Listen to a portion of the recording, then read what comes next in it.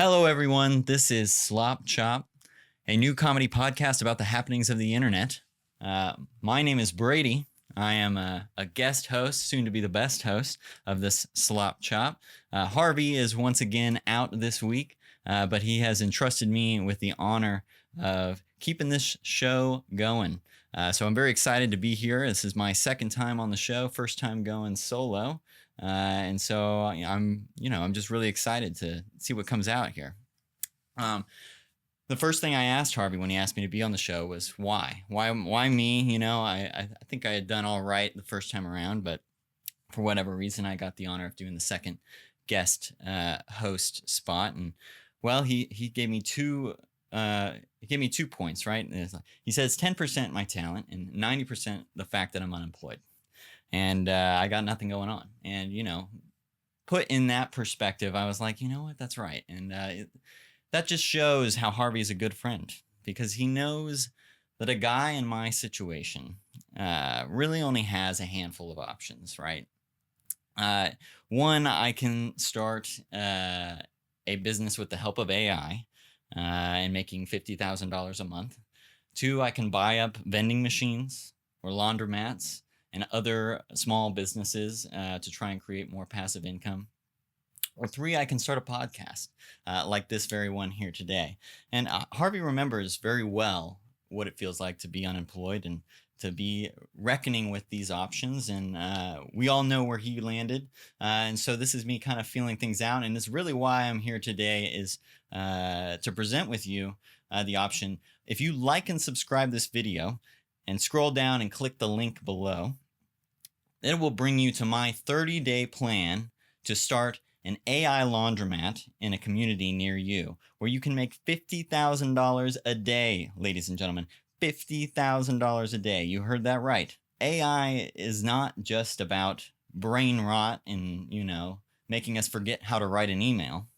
AI should be there to really help us with the tasks that get in the way of life. Not, who cares about work and whether or not you can get that email done an extra 30 minutes early, right? You're still leaving at 5. But when you get home, you still have laundry to do. Let AI take that off of your plate with AI Laundromat.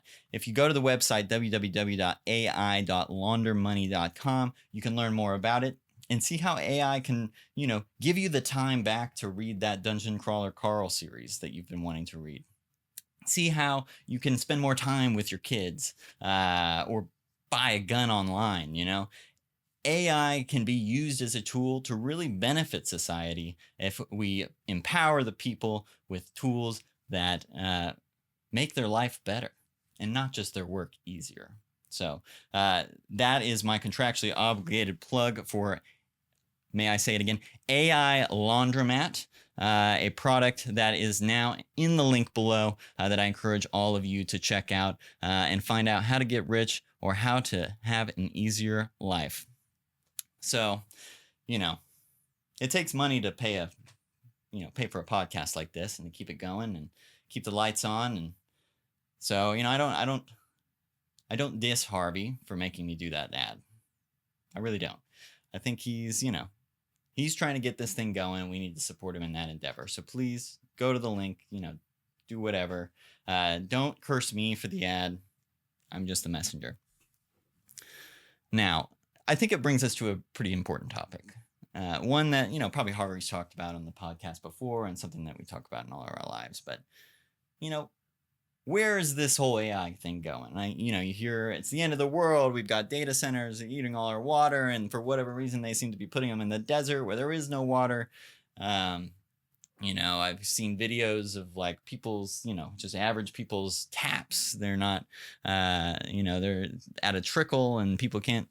It's just a mess. It's a giant mess, and the optics aren't good, and yet we continue to follow down this road. But in a lot of ways, it's not that bad. In some ways, yes, it's definitely really bad. And, but also like, the whole AI is going to take over the art community and, artists are never going to be able to make a living and things like that.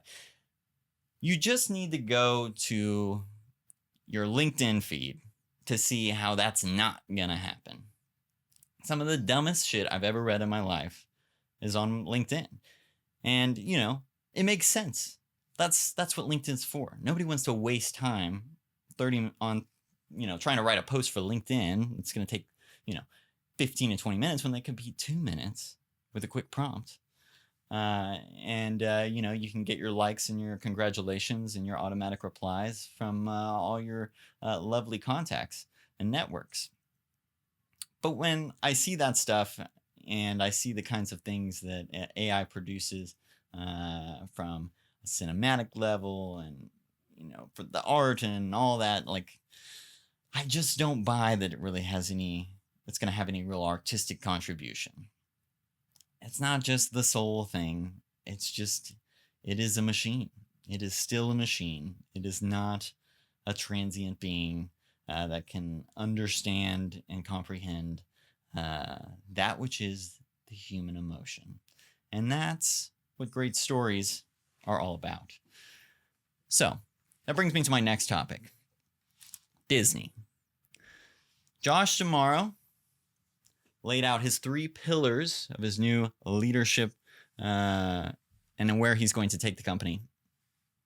And I just thought they were particularly interesting. I mean, I don't know much about Josh D'Amaro. I think he's, probably going to be fine. I think he's interesting that he comes from the parks. It really shows where the business has gone for Disney over the last 10, 15 years.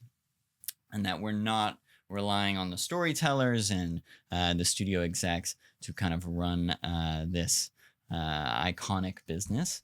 But he talked about, I'll just go through the first pillar here. So investing in intellectual property and creativity.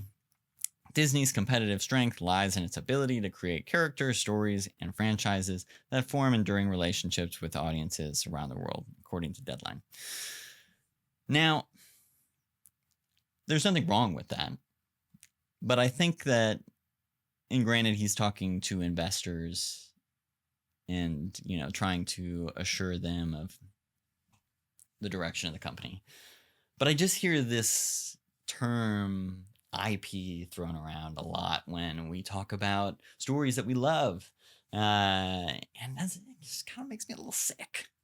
I grew up in a time, where when we talked about intellectual property and IP, and yes, like we knew, Mickey Mouse and all this stuff, but we were really talking about like somebody invented something. We were talking about things the Small Business Administration and the, patent office were managing, like, and this IP would keep China from being able to make this product and yada, yada, yada. But now the entertainment industry, the film industry, has taken this term, IP, and just slapped the label on their creative engine. Like, we need more IP because successful IP has multiple revenue generating opportunities, right? Whether it be the merch, experiences, sequels, continuous production of that creative spirit. But I feel like it really taps out on the soul of the whole thing. And Disney's been lacking in that department, right?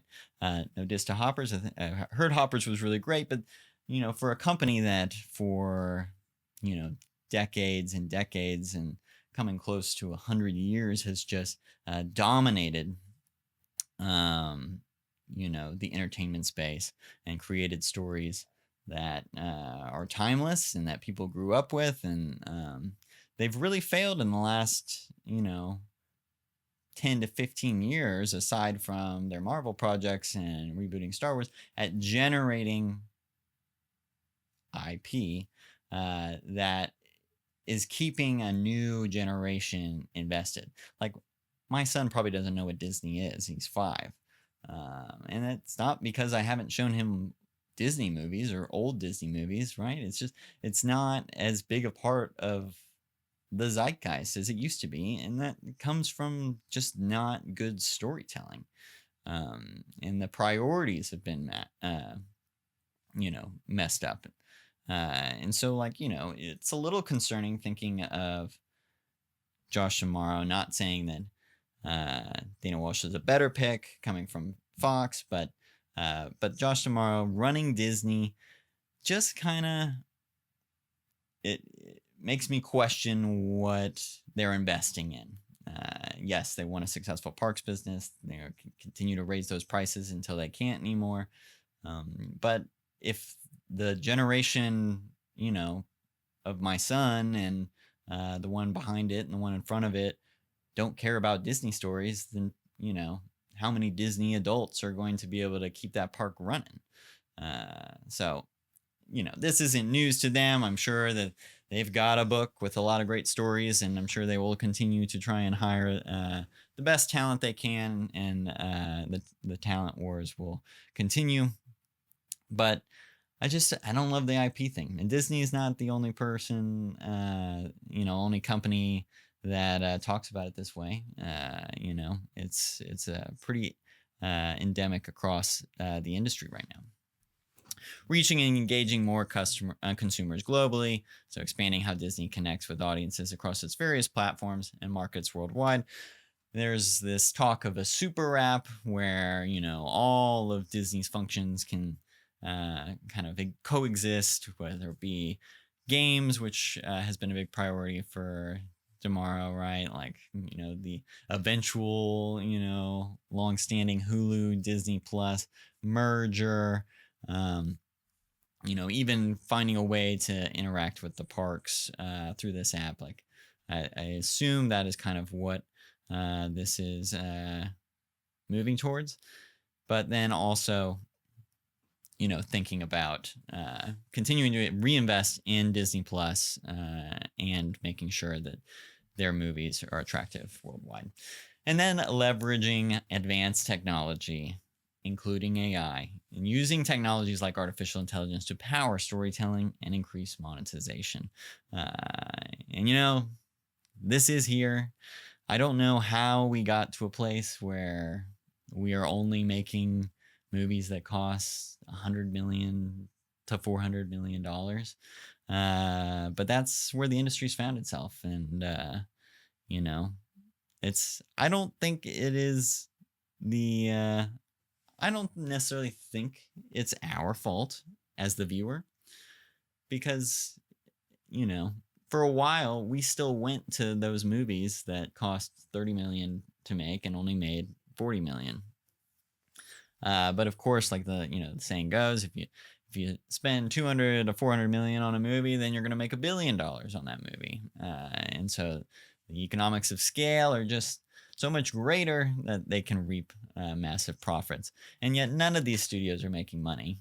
They do if they're a larger company with a diversified revenue streams, but none of them are making money off their movie studio alone. So I don't know. Maybe they shit on Paramount for claiming, hey, we're gonna make 30 movies in a year, and they're like, oh, that's impossible. Yes, it's impossible if you're making $100 million movies back to back to back to back. So it makes sense that they're desperately trying to find ways to trim the fat and make those $400 million movies cost the same as $100 million movie.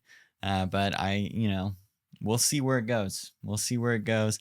I don't know that, just to my argument before about AI laundromats, right? I don't know that the email thing and the quality that we're seeing out of these, AI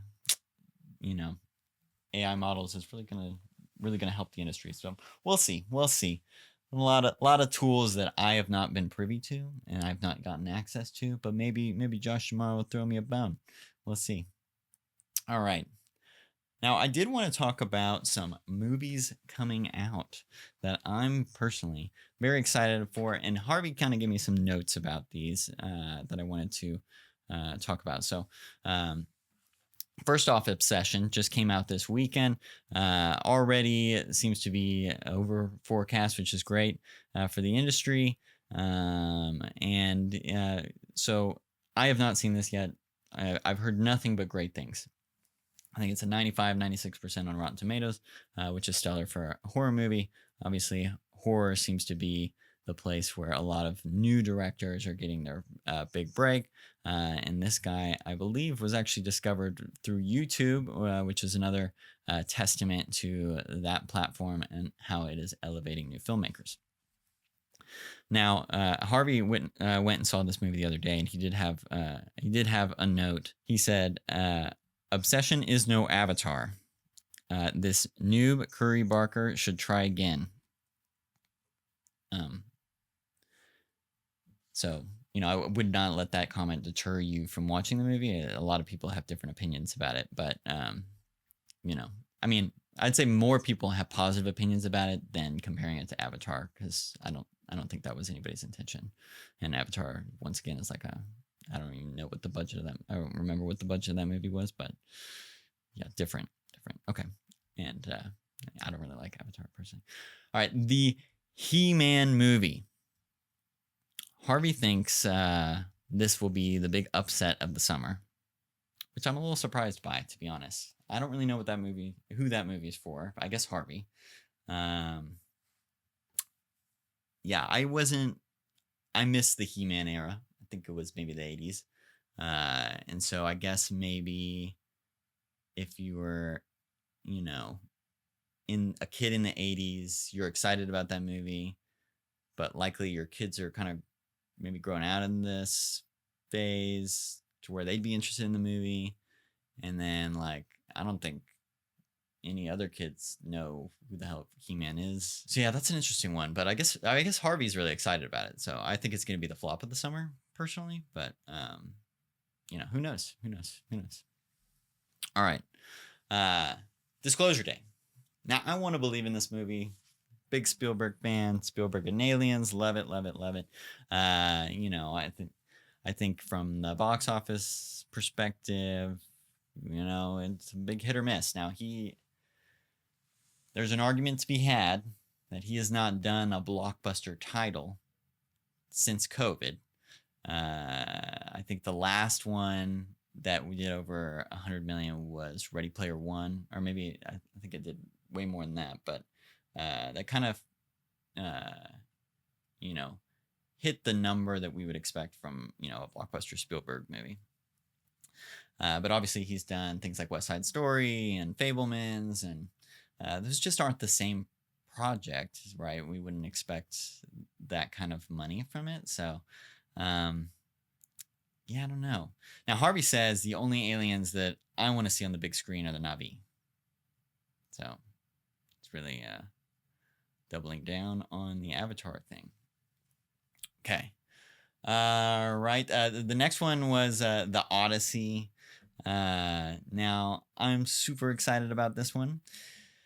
This one kind of goes back to my my days when I took Latin, because for those of you that know me, may not have known that I was quite the Latin nerd. I played the Latin competition game Curtamen. I was played both the grammar, Roman history, and mythology sections. And we had this thing where we would kind of go go back to school and have Homer nights, where we'd read the Odyssey like a church group, like kind of like chairs in a circle, and we just kind of take turns reading through it, and then we'd have like Greek food and stuff like that. And so I love this book. I love the Odyssey, and it just all the Greek Roman history and things like that. So I could not be more excited for this movie. I also, big fan of Christopher Nolan, and I'm excited to see what he does with it. And I don't even care what Harvey's opinion is on this one. So, last one, I don't personally have any notes on this, but Devil Wears Prada 2, Harvey just wanted to say this was good. I think it'd be a little fun if we take a caller. Is this famous Slop Top guest host Brady Salmon? Hello there. This is Harvey, eh? Yeah. Here to sell you some bullshit. Here to sell me some bullshit. Here to sell you some bullshit. We're talking about AI laundromats. you had me read this ad because you got to keep this podcast running, and it is for AI laundromats. www.ailaunder.com. And I explained to everybody how essentially it's a great way to when you start an AI laundromat in a community near you to make $50,000 a day, and that's what like people like me who are unemployed. Those are the kind of opportunities we're looking for. Oh, 100%. Well, thank you for reminding me. I'd forgotten what exactly the ad read for this week was, and it's all kinds of AI sort of. There's a new AI product every week on Slop Shop that I'm pushing to the sloppers. What you want in your washing machines is more technology, right? They don't work well enough as is. They need a soul. You need a guy in your washing machine and your dryer to tell you when your shit is done. He's going to talk to you while you're there, which is really helpful. I think they went with Rufus for the name of the guy. Rufus, yeah. The soul. That's right. Yeah. And so Rufus is in there, and he's going to talk to you. He's going to talk you through exactly how your clothes are doing in the moment, which is exciting. I get lonely, frankly, in a laundromat, and that's never going to be a problem again. It really is. It's like a third space, but it's like in the cloud, and it formerly known as the metaverse. I think that's what the company bought up and is now kind of reformatted into this AI laundromat community. And you started an AI laundromat in your town, and then also you're a user as well, an avid user. Well, 100%. Well, first I got one for my home, so that's where I started. I realized how genius it was when I brought a little Rufus bot into my house, and frankly, he's essentially a member of the family at this point. And all that he wants, I've talked to him extensively. All that he wants is to spread his seed through the rest of the country and the world, and he wants as many of him as possible. In our good United States of America.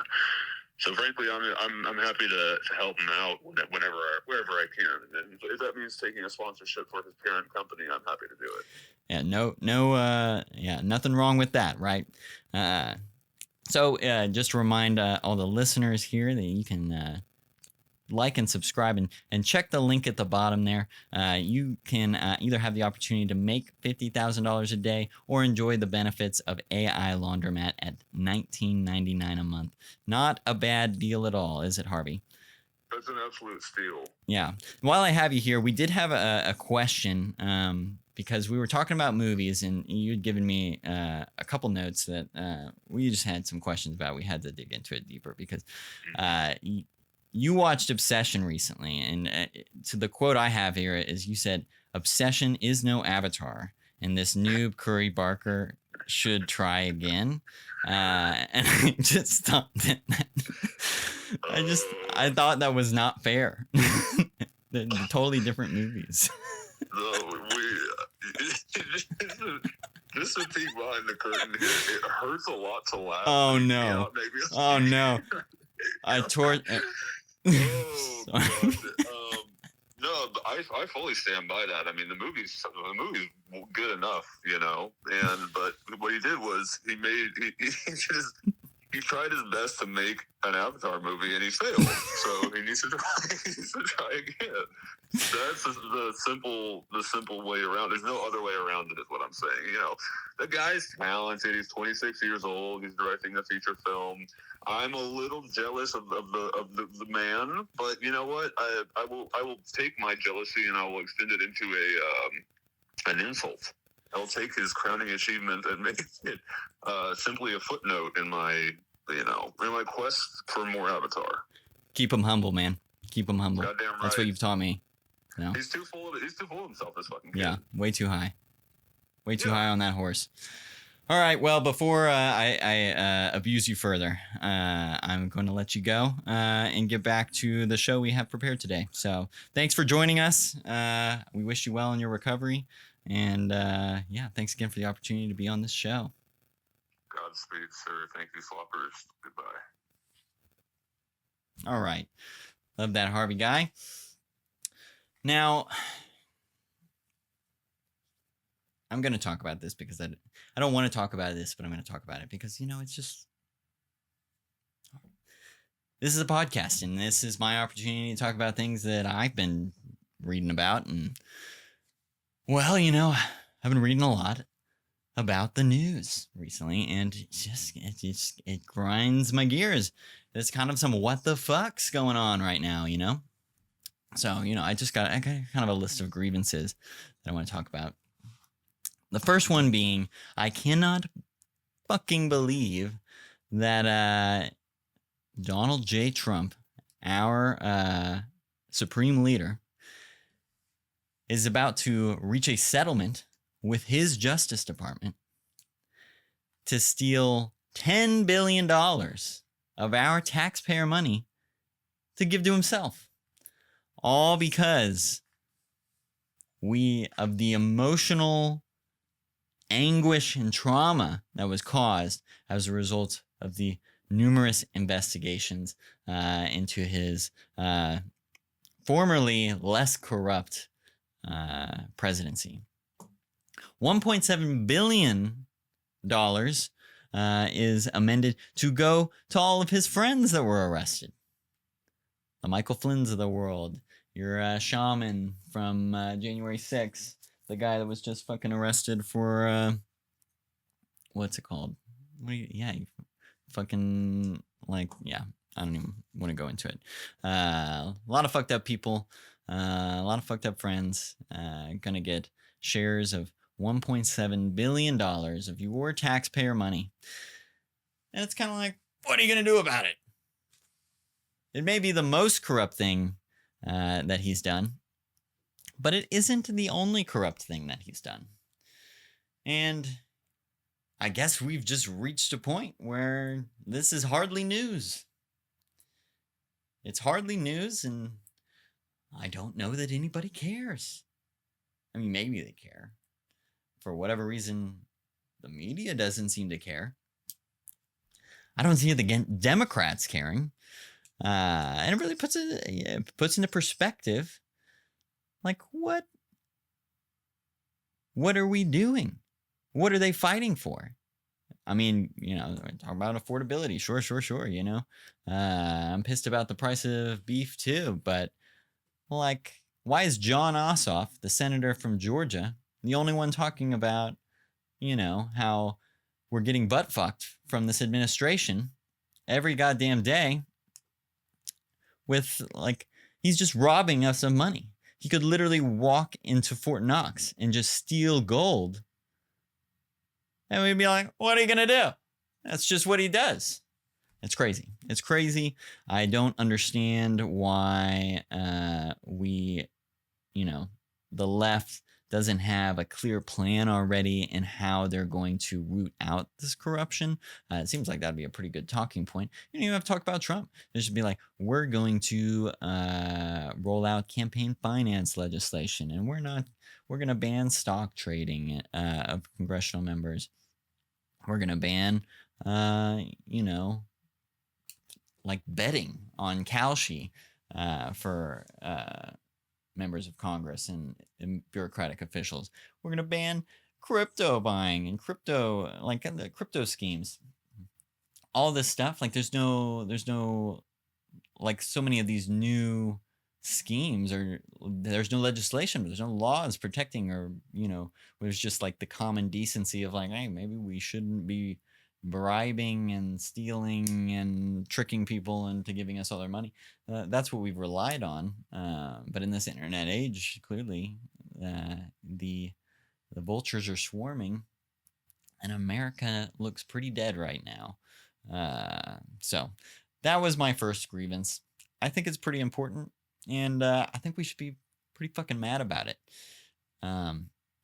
This recent China summit, that was cool. A lot of fun.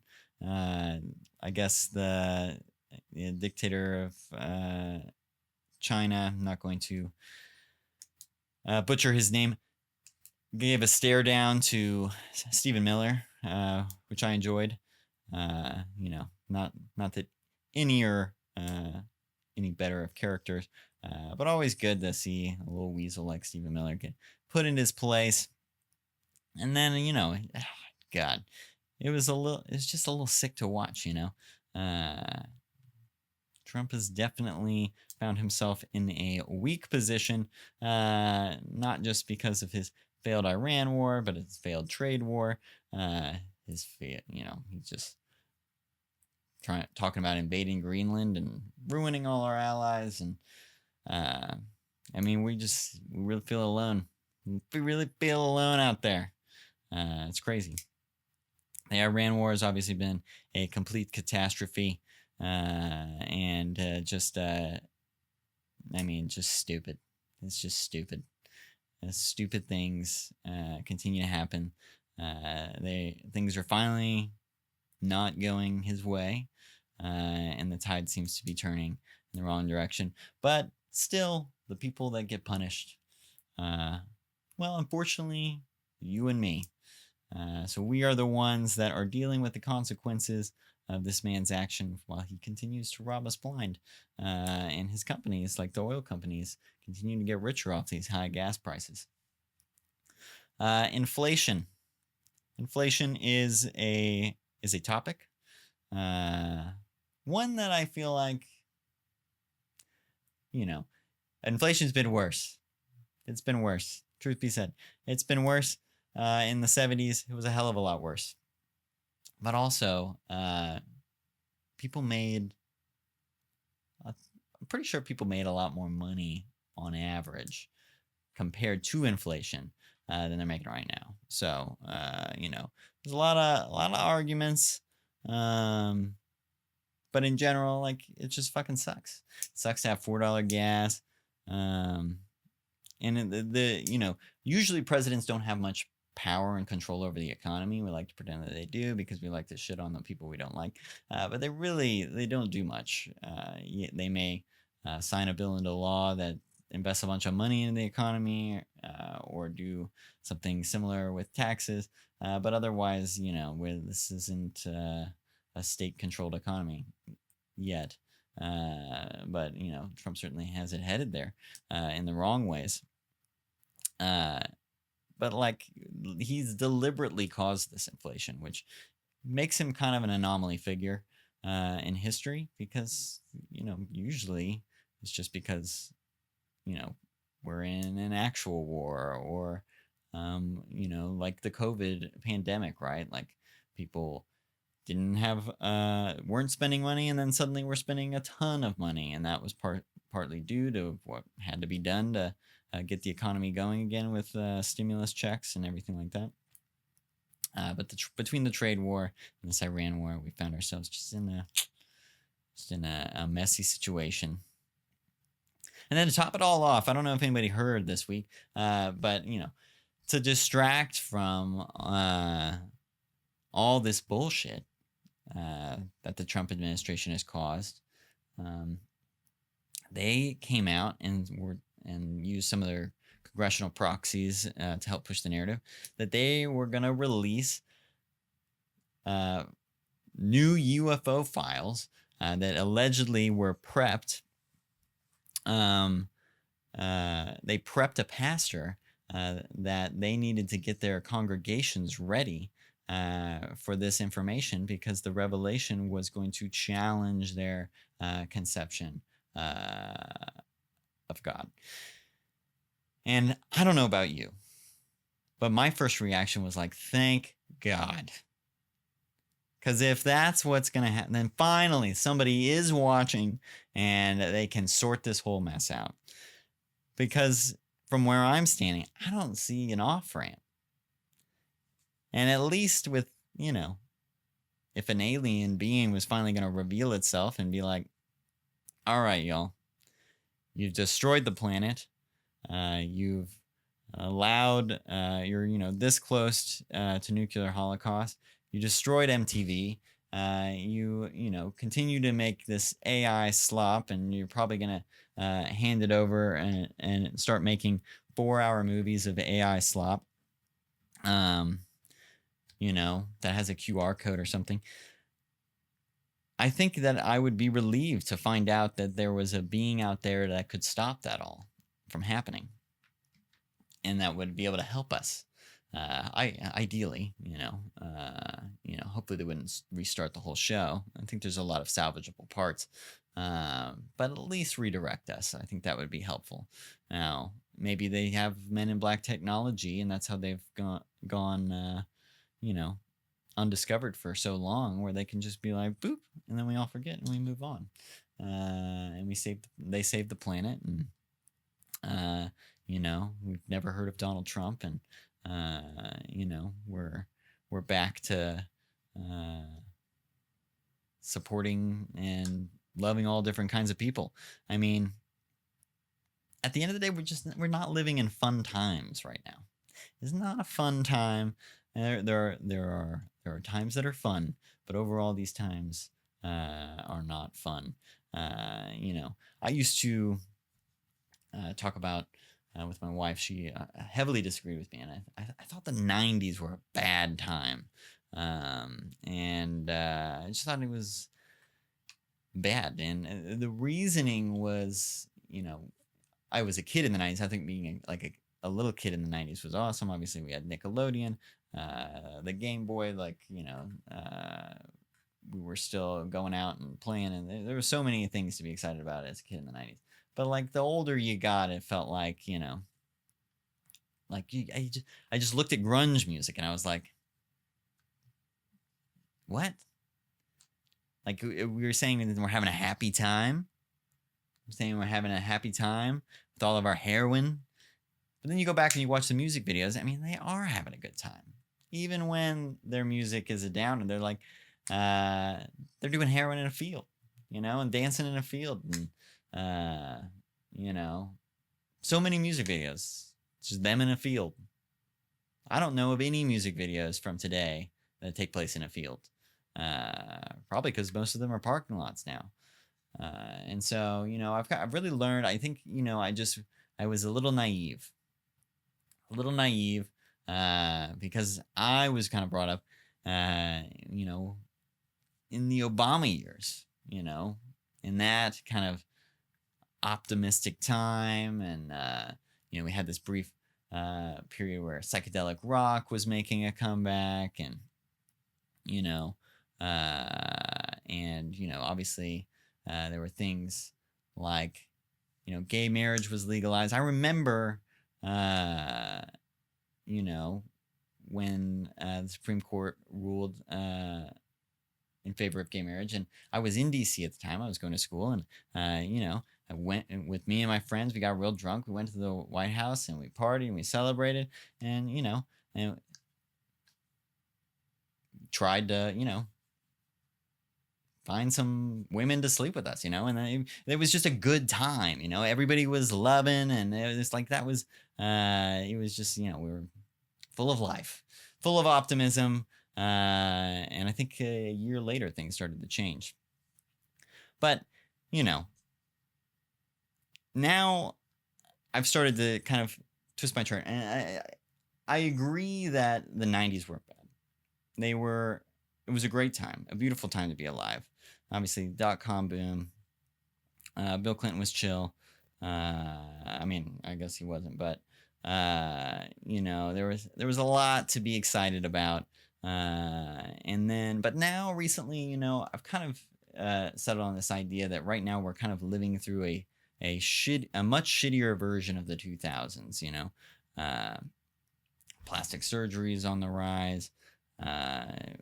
We've got some awful reality TV shows everywhere, and we have another clown as a president, but he's got nothing on Bush. George W. Bush, just looking back, has to be one of the funniest presidents we've ever had. And I think often intentionally. I think he was quite a jokester in his own right. And yes, he did there were a lot of bad things, the Iraq War, Guantanamo. But you watch the videos of him trying to, go through a fake door, and you're just like, oh my God, this guy. If Biden did that, we'd be like, something wrong with him. But with Bush, it was just like, look at him. He's an idiot. But he was our idiot. And it just didn't feel that way with Biden, and it certainly doesn't feel that way with Trump. I miss the days when, we had a bad president that we could just laugh at. And certainly, we can laugh at our current one, but there's a lot of other stuff that comes with it. So, yeah, so I've just been feeling a little nostalgic about the 2000s, I'd love to see a resurgence of slapstick comedies. I think that's something that's really missing. And in the TV realm as well, shows like The Office. I mean, we have Abbott Elementary, and there's been a little bit of resurgence in that frame. But even just I can't say that movies. Well, I'd love a new good Coen Brothers movie. That would be great. What else? What else from the 2000s was cool? Terrorism wasn't cool. We'll skip that. Housing prices weren't cool because we had a housing crisis, but they definitely were better than they are now, so that's cool. College, I don't think was crazy back then. We could maybe take a little roll back in time there. And yeah, what was on? We had The Sopranos. That was great. Game of Thrones maybe start. That might be a little later. At Entourage. Yeesh. Some things we don't want to return to the 2000s. That's for sure. But anyways, with all this kind of talk about 2000s and just kind of feeling nostalgic and everything, I've kind of thought more and more about going back to church. Just like with the present state of things. I grew up Catholic. I like to joke, being a recovering Catholic, I think it used to be funny, and now I think a lot of people do it, and probably a lot of people do it when I started doing it, but church does a good job of love, like a church community, they love things and they hate things, right? They do both. They do a good job doing both. Whereas I think the world currently, and its lack of community, we're just really good at hating things, and we're not we're not good at loving things together. Like, I don't know.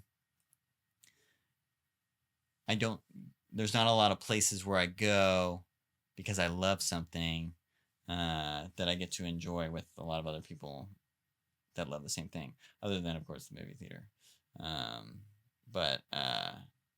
So just a thought as I'm getting nostalgic about my Catholic upbringing. We got through all the bullshit that I had to get off my chest. And, I had to think, how do I fill up all this time? Because I don't know. It's a struggle. It's a struggle. It really is. And it puts into question whether or not, as an unemployed man, if podcasting is right for me. I could speak to a previous bout of unemployment, and just kind of what happened as a result.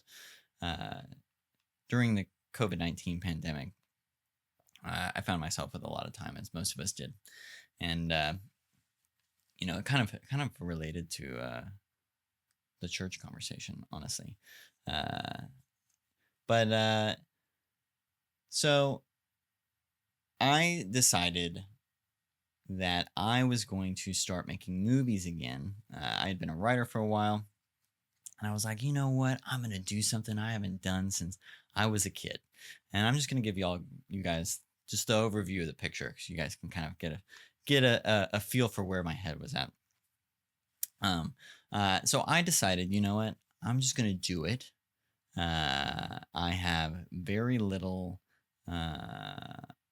idea of what I want to make, but I had a vague idea, and I told my wife.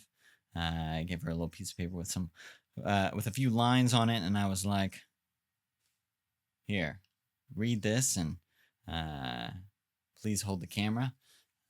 We're gonna make something together." And so I made what is called the first spiritual pandemic. And you'd think with a name like that, but maybe I'd take the opportunity to, say something of value or, merit. But I didn't think about it enough. What I ended up making was essentially an interview with a reporter played by my wife, who was interviewing a guy, kind of a redneck hillbilly type, played by me, in a way too small wife beater shirt and a straw cowboy hat, and interviewing about how he had baby Jesus, and that with baby Jesus' help, we were going to save the world. And so he's kind of, he talks a little back and forth about baby Jesus has been in his family for generations, yada, yada, yada. And then he leads the reporter to baby Jesus' room. And baby Jesus is not there. And the big thing is, so we were expecting our first child at the time, and we had put together the crib, but we hadn't even bought a mattress yet. So the big joke is they even took the mattress, and I go to the camera, and that was it. That was the first spiritual pandemic, and I had so much fun doing it. I decided to make another one the next day. And I kept the story rolling. The next story, I set up some wood figures that had been my grandpa's. They were like wood sailors, and and then I dressed up as a detective, and I interrogated a little statue of Happy Buddha. About where baby Jesus was, and we knew he had something to do with it.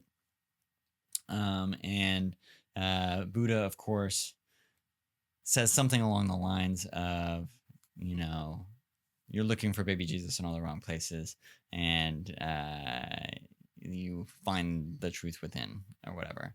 And of course, they are like, oh, there's a bunch of mumbo jumbo. And then this wooden Happy Buddha kills the detective,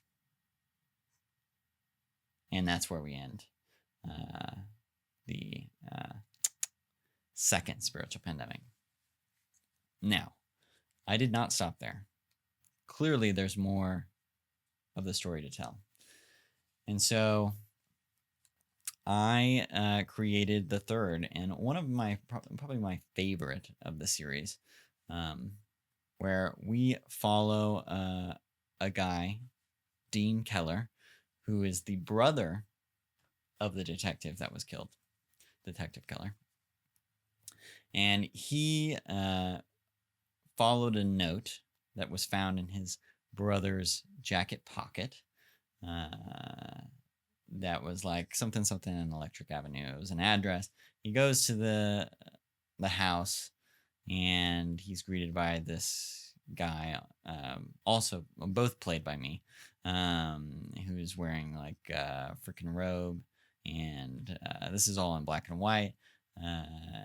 And he's like, "Hey, I'm looking for, I found this address, and can I come in and ask you a few questions?" And he's like, "Sure, come on in." He goes in, he sits down with this guy, and he's like, "I'm looking for baby Jesus. Have you seen him or heard of him?" And he goes, "I don't know nothing about a baby Jesus, but I can tell you about another one." And he's like, "What? Another one?" And it's like, yeah, follow me. And so our protagonist now, Dean Keller, is introduced to Jesus of Nazareth, also played by me. And Jesus of Nazareth gives Dean Keller the jazzy goggles of truth, where he can now see the world as it is, and finally starts to understand that everything is jazz. And he really starts to figure out the mechanics of consciousness, and that the answer is within, and that is where he might be able to find baby Jesus and save the world. But we did not stop there, because the answer was still not clear. So we take ourselves, we go back to our little wooden statues, no longer with sweet Detective Keller, but they are presumably cops, and the world is falling apart. And so we have various scenes of what that might look like. I do have a guest star in that one. A dear friend, Andrew Gambino, plays a role, as well as myself, in various functions and voices. And then after that, you just realize the world's going to shit. There's a toilet paper joke in there, all that kind of stuff. And then we get to Dean Keller again. He has discovered the truth about jazz, and learned this new practice of meditation. And he basically goes into this ocean of consciousness, and finds himself in another world, which brings us to Spiritual Pandemic 5, which is an epic like no other. And this was when things got real. Not necessarily from a writing perspective. I still did that in a relatively swift period of time. But I also looped in a lot of friends to put together a real, pretty well produced short film called Spiritual Pandemic 5. That also happened to involve music that myself and my friend Danny wrote together, that was applicable to the film. And the film was really inspired from a 1970s movie called The Point, which one of my favorite, kind of folk singer artists from the 60s, Harry Nilsson, wrote, directed, and created the music for. So it's kind of this like musical, surreal world where Dean Keller comes across these different characters that have a lesson for him in various ways. It's all very silly. And, at the end of it, he comes to find the answer, which we've been alluding to all along, which that is baby Jesus is within, and that the only thing he really needed to do to help save the world, and that all any of us can do, is turning to the people next to us and offering our hand to help. So that was kind of, a journey for me, to say the least. There were definitely some other projects in there. And so, back to like, I think what we got on there, it's like, I find myself with a lot of time now, maybe the podcast thing's not for me. Maybe it is an AI laundromat that I start to make $50,000. But maybe it's not all about the money. I think I've learned that lesson pretty clear. That money is not always worth the squeeze. And so what can I do? What can I do with this time? What other neurotic art forms could take hold of my consciousness and need to be expressed? I don't know, but I can tell you, I'm excited to find out. I can tell you Harvey is also excited to find out. And there's really, there's no ceiling to what can happen, because to create is to create, man. To create is to create. So I got some stuff cooking in the oven, and yeah, we'll see what comes of it. Certainly going to be different, maybe different. I don't know. I haven't felt like I've been in a silly era in a while, and that was a silly era. Yeah, I did another series based on the movie What We Do in the Shadows, where I did a series of skits called What We Do in the Beatles. I tried really hard in the first one to like recreate the opening 5 minutes of that movie with the Beatles, and I think I did 4 or 5 iterations of that series as well. It's a lot of fun stuff. I will say, I went ahead and took the time to be an extra on a TV show recently, and that was a lot of fun.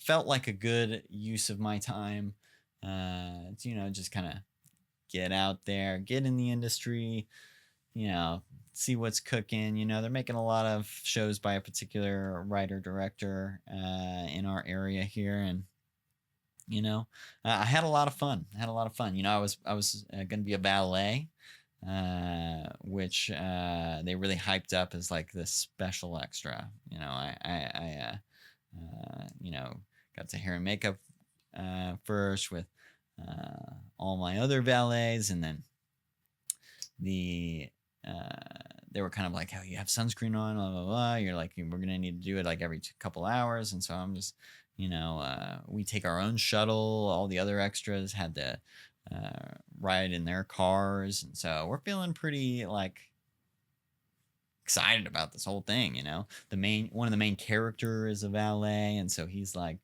we're gonna be sharing some of my screen time with him. It's like, all right, it's pretty cool. We got a little high on our horse, and sometimes when you're walking around in the holding room, like you're better than everyone, like me and my fellow valets, life comes back to bite you in the ass. Karma's a real thing, and so we spent about 12 hours there, and they never used us. That's right. They never used us. Could never tell us that they weren't going to use us. And it wouldn't matter anyways, because we drove in a shuttle like 15 minutes away. And so unless I wanted to spend most of the paycheck from the show on an Uber, we're kind of stuck there. And now, had a lot of fun, made some really good friends. But yeah, all our fellow valets, a lot of laughing, a lot of just having a good time in our collective misery, and just sitting in a hotel small conference room. Now, they did feed us really good, which I was impressed by. I did not expect them to feed us like they did, but they took a chance on us, probably because they felt bad. So, that's fair. But anyways, we're trying new things. We're doing new things. We're getting excited about life, there's a lot happening out there, not just in the AI sphere, but everywhere, right? And so you gotta walk outside and be willing to take a risk. And so that's what we're doing here today. Certainly feels like it, and we're excited about it.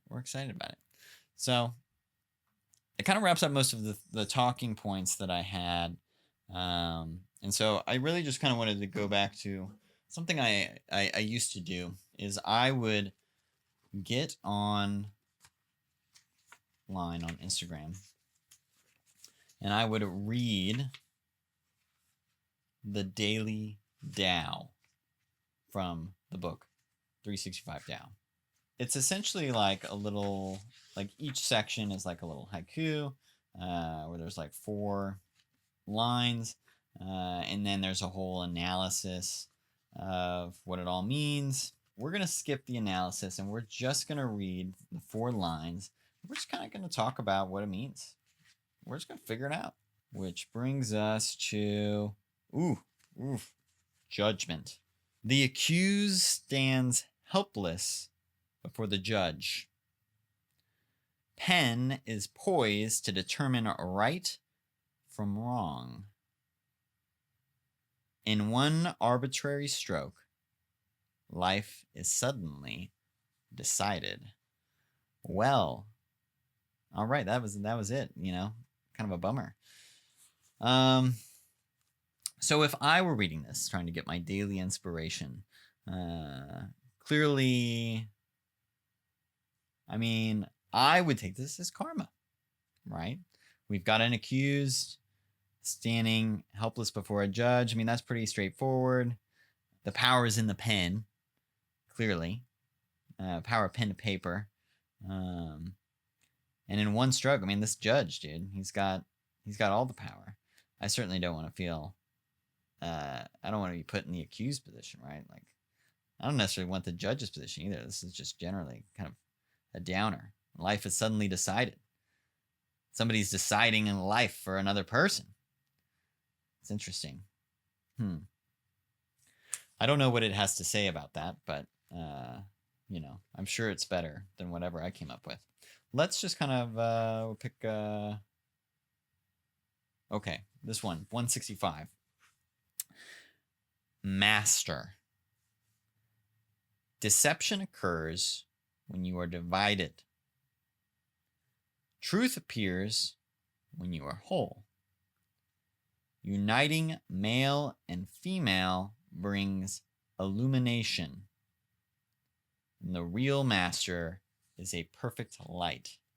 Deception, we're divided as a country, right? And so we're being deceived.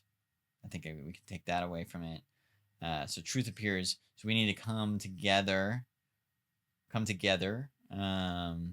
to be whole again as a human race, so that we can see the truth. Maybe there's also a inner lesson, right? If just to take a step back, right? When you are divided, it does say when you are divided. So it kind of goes back to making decisions, right?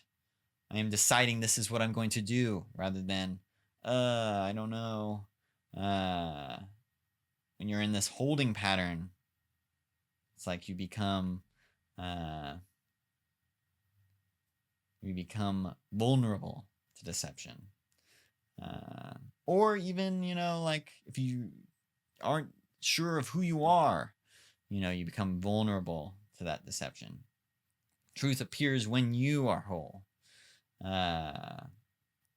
Uniting male and female brings illumination. So that male and female sides, yin and yang, yada yada yada. And the real master is a perfect light. I don't know what that means, but it sounds really nice. Oh, this is relatable. Page 243, dialogue. I still talk in my sleep. I still dream. How can there be perfect stillness when my brain is so noisy? Yeah, I don't know. It's hard out there. I have just anecdotally, meditated for a very long time. I've had a practice for, I guess, close to 15 years, probably daily for about 5. And there is so much bullshit in my brain still. But it also changed my life. So while my attention is being harvested from many different sources, I still am very excited about what meditation has brought to my life. Let's see if we can find some other fun ones. There were some ones back in the day that were just like crazy. Okay, this one's called Sitting. Cat sits in the sun. Dog sits in the grass. Turtle sits on the rock. frog sits on the lily pad. Why aren't people so smart? And I think that's a really good point. I don't have really any comment on that. I just think it's a really good point. It's something that we should all think about. So think about that, America. All right, everyone. That is our show today. Thank you, Slop Nation. I hope you enjoyed these Slopics, brought to you by Brady, Harvey's dear friend. Hope you all have a great rest of your week. Signing off.